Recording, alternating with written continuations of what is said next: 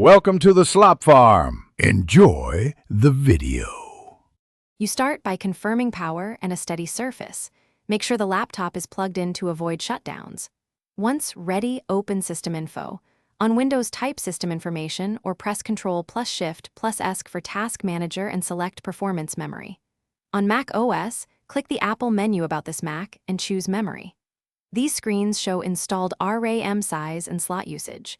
You should note total GB, speed, and how many slots are populated before continuing to physical inspection. You power down fully, unplug, and disconnect any battery if accessible. Ground yourself to avoid static damage. Once opened, locate SODIMM modules and slot labels. There are usually clips holding them at a 30 degrees angle.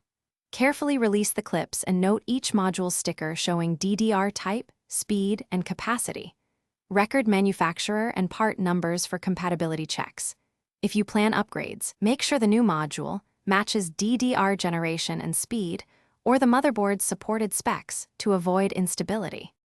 You reseat modules firmly, replace the panel, and boot into BIOS or the operating system to verify total RAM and slot recognition.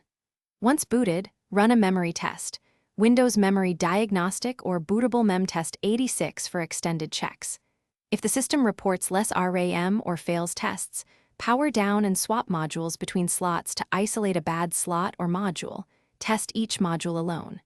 If necessary, update the BIOS and check manufacturer compatibility lists.